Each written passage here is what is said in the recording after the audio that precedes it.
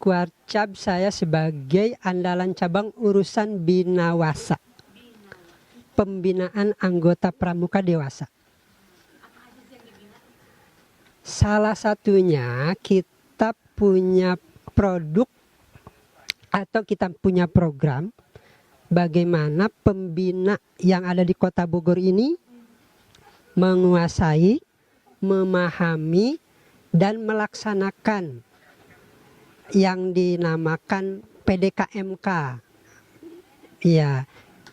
Dan beberapa kegiatan yang memang sudah dilaksanakan oleh Binawasa, alhamdulillah setiap tahun ini kita melaksanakan kursus orientasi, baik untuk khusus para pembina, para kepala sekolah, dan unsur-unsur instansi terkait yang dalam hal ini ada satuan karyanya, begitu. Binawasa, ya, pembinaan anggota dewasa. Jadi pembinaan anggota dewasa ini dari mulai yang usianya 26 tahun sampai dengan kurang lebih 6 sampai 70 tahun lah pembinaan anggota dewasa ini. Kalau jumlah total sekota Bogor yang dalam hal ini formalnya mengikuti kursus KMD itu totalnya sekota Bogor ini 1.820 orang yang sudah secara formal mengikuti kursus mahir dasar. Selanjutnya juga kita punya program KML, kursus mahir pembina pramuka tingkat lanjutan. Dan kita punya jumlah total ini sebanyak 553 orang lulusan KML. Jadi KML ini semacam spesialisasinya. Spesialisasi di pramuka, contoh KML golongan siaga, KML golongan penggalang, KML golongan penegak.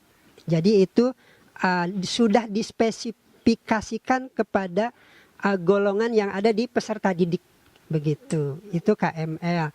Dan ada ciri-ciri tertentu lulusan KML itu. Ada pita mahir namanya. Boleh. Pita mahir. Betul. Siaga warnanya hijau, penggalang warnanya merah, penegak warnanya kuning, kan pandika warnanya coklat. Itu kalau lulusan KML.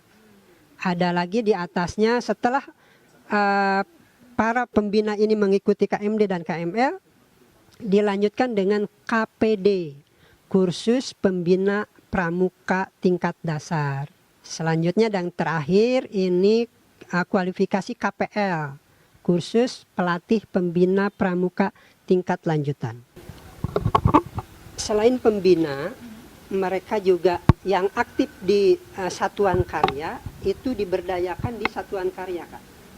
Satuan karya? Ya, satuan karya ini adalah wadah pembinaan pramuka penegak pandega sesuai dengan minat dan bakatnya.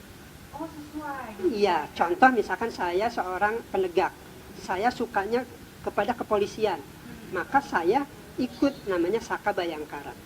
Nah, di Saka Bayangkara ada namanya Pamong. Nah, Pamong itulah yang memang diberdayakan oleh andalan cabang Binawasa, dalam hal ini secara umum oleh kuartir cabang yang ada di instansi. Contoh misalkan Bayangkara ada di kepolisian, Wirakartika ada di TNI Angkatan Darat, Bakti Husada ada di Kementerian Kesehatan, dan kurang lebih 12 Saka yang ada di Indonesia ini, khususnya di Bogor, alhamdulillah sudah melaksanakan kegiatan di masing-masing satuan karya atau di instansinya masing-masing, begitu, Kak. Ini yang memang tadi ya, yang sudah saya sampaikan bahwa seorang penegak pandega yang mempunyai minat dan bakat untuk mengikuti satuan karya ini, mereka sudah ada contoh dan sudah menikmati materi ataupun bimbingan ataupun pengetahuan tentang bidang itu. Contoh yang real, itu seorang anggota pramuka Saka Bayangkara, namanya Cynthia. anggota Saka Bayangkara namanya Cynthia ikut tes Polwan. Dan alhamdulillah sekarang sudah menjadi seorang Polwan. Begitu juga anggota Saka Wirakartika. Itu seorang Ihsan namanya. Dia juga sudah menjadi anggota TNI dan Polri. Berikutnya contoh real di Kuarcap Kota Bogor, Kak Wasri.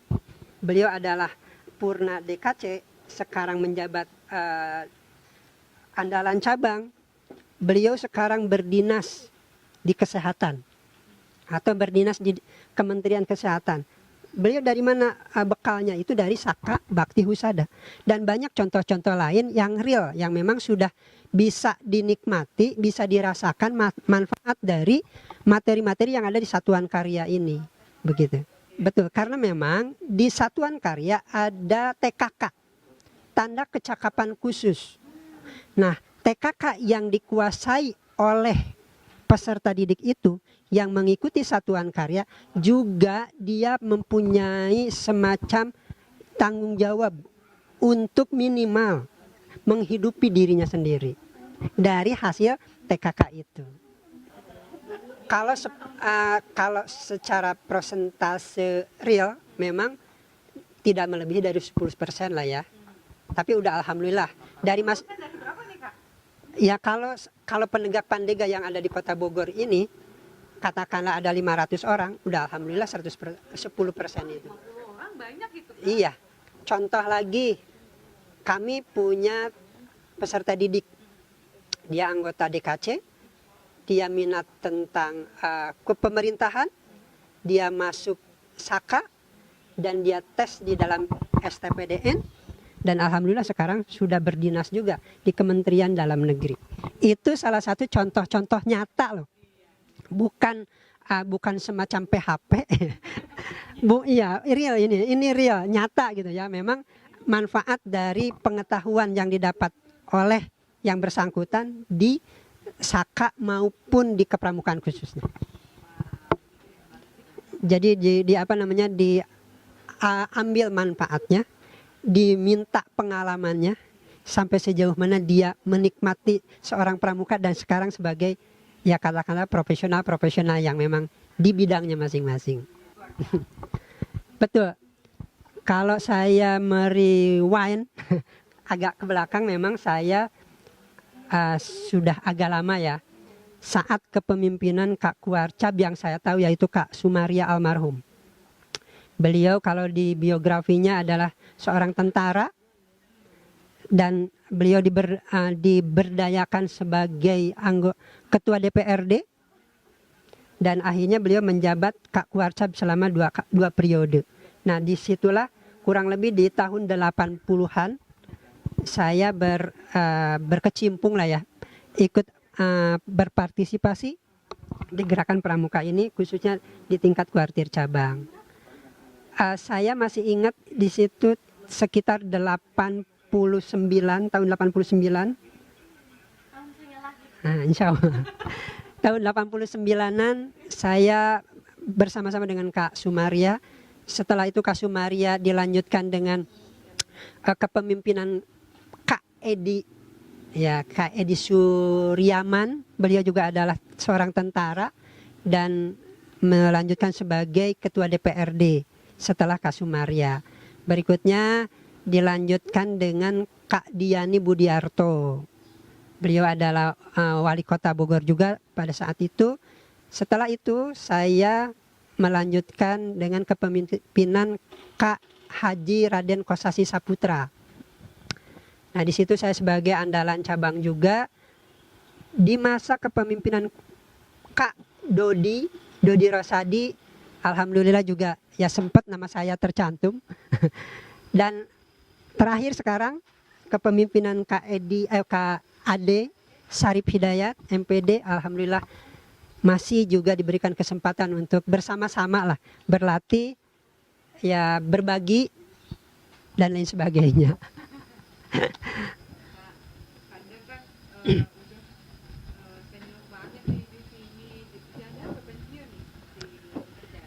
Kalau di pramuka nggak ada istilah pensiun. tidak ada, walaupun memang ya aktivitas sedikit pengurangan. Tapi kalau di instansi saya masih berdinas. Kebetulan di sekian banyak andalan cabang, barangkali ya saya salah satu orang yang memang di luar instansi pendidikan. Jadi saya berdinas di kepolisian. Iya. Kalau istilah kakak-kakak senior saya, memang virus pramuka ini memang belum hilang. Iya ada. Jadi virus kepramukaan ini belum hilang di hati saya, di tenaga saya gitu. Jadi ya semangatnya didasari dengan keikhlasan aja, kerelaan dan suka rela itulah yang memang menjadikan saya tetap semangat sampai dengan sekarang. Kalau saja ya ada unsur-unsur lain kayaknya ya sudah undur diri dari hadapan kakak-kakak yang lain. Tapi karena memang dasarnya tadi seperti kakak-kakak yang lain disampaikan bahwa ya salah satu motivasi adalah para pimpinan kuartir cabang yang memang menggugah para andalannya untuk tetap semangat. Contohnya kita memang harus memberikan semacam motivasi bahwa pramuka ini dasarnya suka dan rela. Tidak ada motivasi pribadi yang memang orientasinya kepada satu jabatan, kepada katakanlah pangkat, terus lagi tidak ada orientasi tentang keuangan atau barangkali sesuatu yang memang didapatkan dari aktivitas itu. Jadi satu pun memang di dalam gerakan pramuka itu harus salah satunya suka dan rela. Hanya suka tetapi tidak rela nggak lengkap. Rela saja ya, tapi tidak suka ya sama aja. Jadi suka dan rela itu memang modal utama yang harus kita miliki gitu. Alhamdulillah istri saya juga ya istilahnya cilok lah ya. Cinlok. Istri saya mantan ketua DKC, masa baktinya seperti Kak Nuni dan seperti Kak Adi. Jadi pada saat beliau wakil ketua DKC, Kak Adi ketua DKC-nya, Kak Adi lengser, maka digantikan oleh istri saya. Nah, kaitan dengan aktivitas memang kita sedikit banyak harus mengorbankan kepentingan keluarga, dan alhamdulillah sih keluarga cukup paham dengan aktivitas saya, baik sebagai katakanlah kepala keluarga di rumah, sebagai karyawan di instansi tempat saya bekerja, maupun sebagai andalan cabang di Kota Bogor, juga ditambah lagi dengan sebagai pelatih yang memang punya tanggung jawab untuk tadi sama-sama banyak sharing, sama-sama banyak ya katakanlah ngobrol kaitan dengan bagaimana pembinaan gerakan pramuka di Kuarcap Kota Bogor. Nah, kita sudah 2 kali Binawasa ini menyelenggarakan sebuah kegiatan namanya Gelang Ajar. Gelang Ajar itu salah satu bentuk pertemuan para pembina sekota Bogor. Nah, di Gelang Ajar 1 kita berikan materi tentang bagaimana menyusun Narakarya 1 dan Narakarya 2. Nah, untuk Gelang Ajar kedua kita fokus kepada bagaimana mengantisipasi latihan tidak secara luring tetapi secara daring. Nah, maka kemarin sekitar pertengahan Juli kemarin kita melaksanakan namanya Gelang Ajar. Nah, di mana salah satu materinya yaitu penyusunan silabus, latihan pembentukan karakter untuk peserta didik, begitu Kak.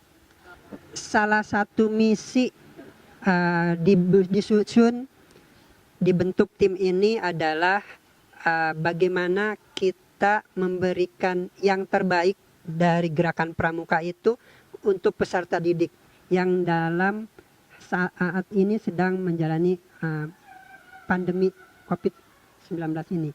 Maka kita berikan kepada para pembina contoh-contoh bagaimana membina di gugus depannya tanpa harus kumpul di lapangan, tanpa harus secara langsung bersosialisasi di lapangan dengan beberapa metode-metode yang memang sudah secara teori kemarin kita sudah sampaikan, dan kita akan juga sampaikan secara manual barangkali ya, berbentuk dokumen atau panduan-panduan yang memang sudah disusun gitu Kak. Saya juga bagian dari pernah menjadi anggota SAKA Bayangkara khususnya, dan saya rasakan sekarang berkiprah di instansi itu. Berikutnya tadi sesuai dengan insya Allah adik-adik kami yang sekarang sudah berkiprah di SAKA sudah mengembangkan pengetahuannya dan sudah mungkin dirasakan oleh yang bersangkutan, dan itu bagian dari kebanggaan kami, baik dari unsur Kuarcap, dari unsur pamong maupun dari unsur instruktur, karena memang di dalam satuan karya ini ada kepengurusan juga. Nah, di dalamnya ada komponen pelengkap dari unsur kuartir cabang. Begitu Kak. Nah, banyak sekali contoh-contoh lain yang sudah sedikit saya sampaikan tadi, pelaku-pelaku ya yang mengikuti kegiatan satuan karya ini bisa mengembangkan pengetahuannya dengan di lingkungan kerjanya. Baik yang tadi saya sebutkan sebagai polisi, sebagai polwan, sebagai APNS, dan alhamdulillah juga ada di masih dinas sekarang di puskesmas yang ada di wilayah Kota Bogor ini, dia menjabat selaku ketua DKC Kota Bogor juga. Jadi sebagai ketua DKC dia sebagai PNS atau karyawan di sebuah puskesmas yang memang notabene dia punya kemampuan kesehatan karena mengikuti satuan karya Bakti Husada. Kayaknya saya belum puas ya. Saya belum puas untuk tetap minimal ya, tidak harus masuk di dalam kepengurusan, tapi tetap yang namanya pelatih itu tidak ada masa baktinya, kecuali satu mengundurkan diri, kedua meninggal, ketiga nonaktif selama-lamanya. Itu memang untuk pelatih. Tetapi untuk andalan cabang asal ada masa baktinya yang memang ditentukan. Apakah itu 5 tahun sekali, 3 tahun sekali, dan seterusnya. Jadi mudah-mudahan walaupun saya tidak sebagai andalan cabang, tapi insya Allah sebagai katakanlah saya pernah mengikuti KPL, tetap mudah-mudahan dimanfaatkan lah apa yang punya walaupun sedikit.